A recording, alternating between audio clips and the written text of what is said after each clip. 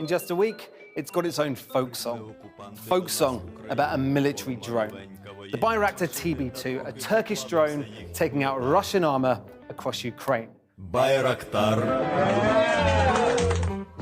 And as its strike rate climbs, so too does its reputation and its propaganda value. This video shows a Russian missile system, says the Ukrainian Defense Ministry, being destroyed by one of these drones last week. But drones aren't new, so why is this one thought to be so important? Well, it's smaller, lighter, and crucially cheaper than anything before. The TB2 costs a few $1 million, a fraction of what other drones cost. Because they're so light, they can stay up in the air for 24 hours. And because they move so slowly, it's tricky for Russian radar to spot them, radar designed to track fast jets. And it's not just the drone itself that's cheap, but the 4 laser-guided missiles it carries too.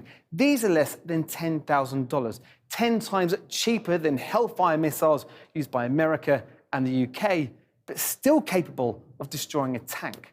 And of course, they're operated remotely from mobile units miles away from the action, so safer. The low cost of the Turkish Bayraktars means that you could take a risk with them. I think there is a level of should we temper our excitement about this.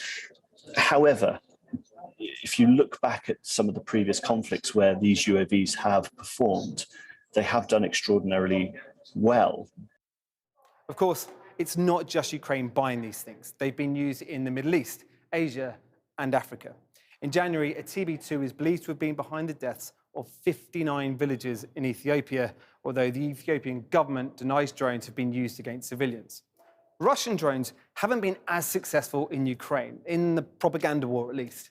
Perhaps conscious of this, on Friday, Russia released pictures demonstrating they too can deliver death by drone.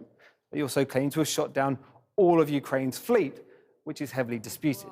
It's thought Ukraine has around 20 TB2s, with more in order. But for all their reported victories, there is still a 40-mile military convoy outside Kyiv, and while it isn't progressing, it's not being bombarded from above either. Bayraktar.